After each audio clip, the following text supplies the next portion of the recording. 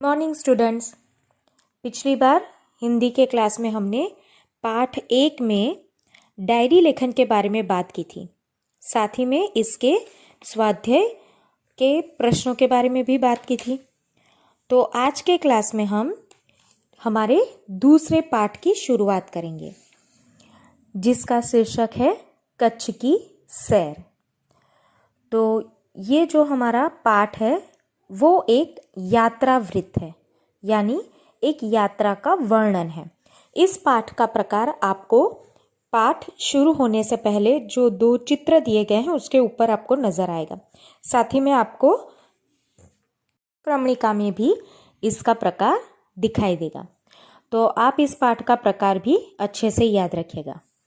कच्छ की सैर यानी कच्छ को हमें घूमना है, उसकी सैर करनी है। कच्छ एक बहुत ही विशिष्ट और अनोखा प्रदेश है हमारे ही राज्य गुजरात का। ये तो हम सभी जानते हैं। और उसकी विशेषता क्या क्या है, वो क्यों सबसे अलग और अनोखा है, इसके बारे में हमें बहुत सारी नई नई जानकारियाँ और बहुत सारी खास बातें हमें इस पाठ में बताई गई है। तो इस पाठ के जो लेखक हैं उनका नाम है श्री हरेश ढोलकिया। सबसे पहले हम लेखक परिचय देखते हैं। कच्छ निवासी हरेश ढोलकिया अध्यापक थे। शिक्षकत्व आपकी पहचान बन गई है। पूर्व राष्ट्रपति श्री एपीजे अब्दुल कलाम के बहुचर्चित विंग्स ऑफ फायर पुस्तक का आपने गुजराती भाषा में अनुवाद अगन पंख शीर्षक से किया है। शिक्षण कार्य के आपके अनुभव संशोधनात्मक लेखन कार्य तथा पत्रकारित्व आपके लेखन के क्षेत्र हैं। कच्छ मित्र में आप सुरखाब स्तंभ अंतर्गत लिखते हैं। आपका सर्जन कार्य अंगदनोपद, 400% आनंद तथा शिक्षण संबंधी साहित्य लोकप्रिय है। तो ये है हमारे गुजराती लेखक का परिचय। क्योंकि हरेश ढोलकिया जो है वो गुजराती लेखक है, पर इन्होंने एक शिक्षक की तरह अपनी पहचान बनाई है। साथ ही में एपीजे अब्दुल जी द्वारा लिखी गई जो विंग्स ऑफ फायर नाम की पुस्तक है, उस पुस्तक का उन्होंने गुजराती भाषा में भी अनुवाद किया है अगन पंख के नाम से। और उन्होंने अनेक प्रकार के संशोधनात्मक लेखन कार्य भी किए हैं। साथ ही में कच्छ मित्र नाम का जो समाचार दैनिक पत्र है उसमें भी वे सुरखाब स्तंभ के अंतर्गत अपने विचार व्यक्त करते हैं। तो ये गुजराती लेखक द्वारा लिखा गया एक प्रवास वर्णन है, यात्रा का वर्णन है, जिसका अनुवाद श्री महेश भाई उपाध्याय ने किया है, जिनका नाम आपको पाठ के अंत में दिखाई देगा। तो इस पाठ से संबंधित आपको 2 नाम याद रखने हैं। एक तो इस पाठ के लेखक का नाम वो है हरेश ढोलकिया, और इस पाठ के अनुवाद का नाम यानी अनुवादक का नाम जिन्होंने अनुवाद किया है उसका नाम है श्री महेश भाई उपाध्याय। तो ये दोनों नाम आपको इस पाठ के संदर्भ में जरूर से याद करने हैं। अब यहाँ पर इस पाठ का परिचय दिया है तो उसे पढ़ते हैं। प्रस्तुत इकाई में आपने कच्छ का परिचय कराने का प्रयास किया है, जिसमें कच्छ एवं इर्द गिर्द के दर्शनीय स्थानों का परिचय कराया है। इस इकाई में अपनी संस्कृति का आदर, अपनी विरासत का संरक्षण, देश प्रेम आदि मूल्यों को विकसित किया गया है। यहाँ आपकी रचना कच्छ यात्रा का भावानुवाद प्रस्तुत है। भावानुवाद यानी कि भाव सहित अनुवाद करना, सिर्फ शब्दों के रूप में अनुवाद नहीं, पर इस तरह से उसका अनुवाद करना जिससे उसके भाव में, उसके अर्थ में किसी भी प्रकार का कोई परिवर्तन या कोई कमी ना हो। तो इस पाठ से किस प्रकार हमारी संस्कृति, हमारी विरासत, हमारे अपने प्रदेश की जो विशेषता है उसको उजागर किया गया है, उसको और ज़्यादा विकसित किया गया है। चलिए, तो अब हम सब साथ मिलकर कच्छ की एक बहुत ही खूबसूरत सैर करते हैं।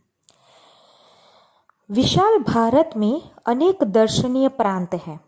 सबका अपना महत्व एवं सौंदर्य है। गुजरात उनमें से एक अनूठा राज्य है। गुजरात में एक विशेष जिला है कच्छ, जो गुजरात का अत्यंत रमणीय प्रदेश है। यात्रियों के लिए कच्छ आकर्षण का केंद्र है। इसका पौराणिक महत्व भी कम नहीं। अनेक दर्शनीय स्थानों के वैविध्य के कारण इसे म्यूजियम यानी कि संग्रहालय भी कह सकते हैं। तो सबसे पहले भारत की विशेषता बताते हुए फिर कच्छ के बारे में बताया गया है। तो ये तो हम जानते ही हैं कि अन्य देशों की तुलना में भारत में देखने लायक बहुत सारे दर्शनीय स्थल हैं और यहाँ के जो अलग अलग प्राकृतिक परिवर्तन से भरे हुए जो स्थल है उसकी विशेषता तो और ज़्यादा खूबसूरत है और ज़्यादा वो अधिक लोकप्रिय है। तो यहाँ पर बहुत सारे ऐसे दर्शनीय प्रांत है। प्रांत यानी कि स्थान, एक प्रदेश। तो बहुत सारे ऐसे दर्शनीय प्रदेश है देखने लायक। और साथ ही में गुजरात इन सब में एक अनूठा राज्य है। हमारे देश के जितने भी राज्य है उसमें गुजरात थोड़ा बाकी सब राज्यों से थोड़ा सा अलग, विशिष्ट, अनूठा यानी कि अनोखा राज्य है। थोड़ा अलग और विशिष्ट है। कैसे? क्योंकि गुजरात के बारे में अगर देखने जाए तो गुजरात एक ऐसा राज्य है जिसको सबसे ज़्यादा लंबा समुद्र तट प्राप्त हुआ है। इसके साथ साथ यहाँ पर्वत भी है, रेगिस्तान भी है, जंगल भी है। तो बहुत सारी विभिन्नताएं हमारे राज्य में मौजूद है। तो गुजरात में से एक मुख्य ऐसा जिला है कच्छ जिला। तो आप समझते ही है। तो राज्य में जो एक कच्छ नाम का जिला है वो इन सभी से अलग और विशिष्ट प्रकार का जिला है।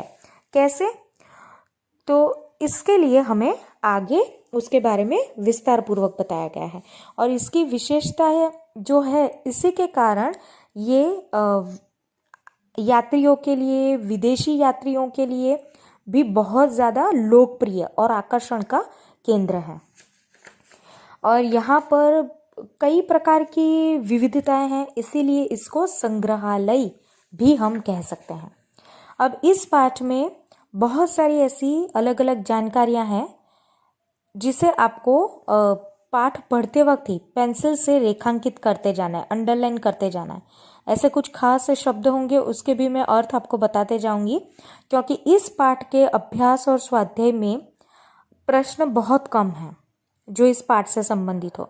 इससे इस पाठ के संदर्भ में हमें छोटी छोटी चीज़ें जो पाठ में दी गई है उसे याद रखना बहुत ज़रूरी है। वहीं से इसके प्रश्न बनाकर परीक्षा में पूछे जा सकते हैं। तो चलिए अब शुरू करते हैं। आप पेंसिल भी तैयार रखिएगा। कच्छ में प्रवेश करते ही हमें रेगिस्तान के दो स्वरूप देखने को मिलते हैं, एक छोटा रेगिस्तान और दूसरा बड़ा रेगिस्तान। इन दोनों में रेगिस्तान जैसा कोई लक्षण नहीं दिखाई देता। रेत कहीं नजर ही नहीं आती। अंततः ये अनूठा रेगिस्तान है। ये रेगिस्तान तो है पर कैसा है? अनोखा, अलग, विशिष्ट रेगिस्तान है। क्यों ये अलग रेगिस्तान है? क्योंकि जैसे ही हम कच्छ में प्रवेश करते हैं हमें रेगिस्तान के दो हिस्से, दो प्रकार के रेगिस्तान दिखाई देते हैं। एक तो छोटा रेगिस्तान और एक बड़ा रेगिस्तान, इस तरह से पहचाना जाता है। पर इसमें रेगिस्तान जैसा कोई लक्षण नहीं है, क्योंकि रेगिस्तान का नाम सुनते ही हमारे मन में क्या कल्पना पैदा होती है? हमारे मन में कल्पना पैदा होती है जहाँ रेतीला प्रदेश हो, दूर दूर तक सिर्फ रेत ही रेत दिखाई दे और आसपास और कुछ भी ना हो। पर ये प्रदेश ऐसा नहीं है। यहाँ सिर्फ रेत और रेत नहीं है। यहाँ पर रेत का कहीं नामो निशान नहीं है, पर फिर भी ये रेगिस्तान है। इसीलिए ये सबसे खास, अलग, विशिष्ट है और यही इसकी विशेषता है जो विदेशी पर्यटकों को और ज़्यादा आकर्षित करती है यहाँ आने के लिए। अब सबसे पहले तो कच्छ में जब हम प्रवेश करते हैं या उसकी यात्रा प्रारंभ होती है तो वो एक जो मुख्य स्थल है उसका आपको नाम याद रखना है। साम ख्याली को हम कच्छ का प्रवेश द्वार कह सकते हैं, जहां से कच्छ की यात्रा शुरू होती है। कच्छ की यात्रा यहीं से आरंभ होती है। यहाँ से उत्तर दिशा की ओर यात्रा का प्रारंभ होता है। यानी एक बार आप साम ख्याली पहुंच जाओ तो साम ख्याली नाम की जगह से आप कच्छ की यात्रा शुरू कर सकते हो, और वो भी उत्तर की दिशा में। उत्तर दिशा से आप कच्छ की यात्रा शुरू कर सकते हो, जहां से आप पहले पहुंचोगे रापर, और रापर से धोलावीरा पहुंचते ही हमारी प्राचीन संस्कृति मोहेंजोदड़ो का स्मरण हो जाता है। तो रापर के पास जो धोलावीरा नाम की जगह है, उस धोलावीरा में हमारी सदियों पुरानी प्राचीन संस्कृति है मोहेंजोदड़ो। और इसके बारे में तो आप सब जानते ही हो, बहुत विस्तार से जानते होंगे आप, आपने एसएस में पढ़ा ही होगा इसके बारे में, क्योंकि ये एक ऐसी नगर संस्कृति है जिससे प्रेरित होकर हमारी आज की नगर व्यवस्था भी उसी प्राचीन संस्कृति और नगर व्यवस्था से प्रेरित है ना। इसके बारे में आप जानते हैं। तो ये जो मोहेंजोदड़ो है वो धोलावीरा नाम की जगह पर है। यह स्थान 5000 वर्ष के अवशेषों का हिस्सा है। अवशेष यानी जो टूटे फूटे हिस्से बाकी रह जाते हैं, वो होते हैं अवशेष। इस प्राचीन नगरी के दर्शन से ही हम चकित रह जाते हैं। हमें प्राचीनता में आधुनिकता के दर्शन होते हैं। अब यहाँ पर ये जो वाक्य है, हमें प्राचीनता में आधुनिकता के दर्शन कहाँ होते हैं, तो वहां पर जवाब होगा धोलावीरा के मोहेंजोदड़ो में, क्योंकि ये सदियों पुरानी नगर व्यवस्था है। जिस नगर व्यवस्था को हमने आज तक अपनाया हुआ है, आज हम जिस प्रकार के शहर में रहते हैं, उसमें हम जिस प्रकार की व्यवस्था को देखते हैं, वो व्यवस्था सदियों पहले जो लोग थे उन्होंने बनाई थी। उन्होंने इस प्रकार का जीवन बिताया था, उन्होंने सोचा था, इसकी व्यवस्था की थी। तो वही जो आज की हमारी आधुनिकता है वर्तमान स्थिति में, उसकी दर्शन, उसकी झांकी हमें उस प्राचीन अवशेषों में मिलती है। तो हमने उसी से प्रेरित होकर आज की नगर व्यवस्था को अपनाया है। साम ख्याली से पश्चिम की यात्रा करते भचाऊ नजर आता है। अब जैसे ही साम ख्याली नाम के स्थल से आप पश्चिम की दिशा में आगे बढ़ेंगे तो वहां पर आता है भचाऊ, जो बड़ा गांव है, जैसे कि एक नगर। अब गांव और शहर में उसके बीच का जो एक विस्तार हम कह सकते हैं, वो होता है नगर। यानी कि वो गांव जितना छोटा नहीं और शहर जितना बड़ा नहीं, उस प्रकार का जो होता है रहीशी इलाका, वो होता है नगर। वहाँ गांधीधाम औद्योगिक कारखानों का शहर है। वहाँ से जैसे ही आगे जाया जाता है तो वहाँ से आप आगे बढ़े तो गांधीधाम आता है, जो कि औद्योगिक कारखानों का एक बहुत बड़ा शहर है। गांधीधाम तो वैसे भी एक लोकप्रिय नाम है जो आपने पहले भी सुना ही होगा। यहाँ सिंधी प्रजा पाकिस्तान से आकर स्थायी हुई है। अब हम जानते हैं कि गुजरात की जो सरहद है वो पाकिस्तान से लगकर है, ठीक है।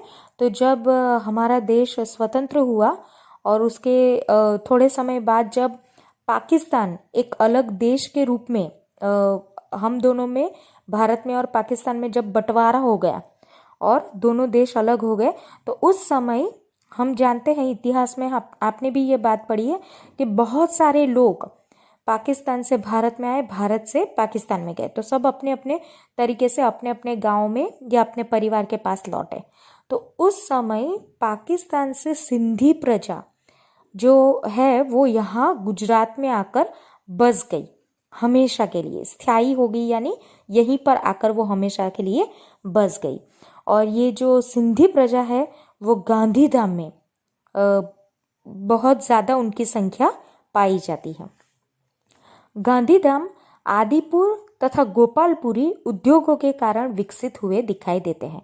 अब वहाँ पर गांधीधाम के अलावा आदिपुर और गोपालपुरी नाम की भी जो दो जगह है, वो वहाँ पर भी कई सारे ऐसे उद्योग हैं।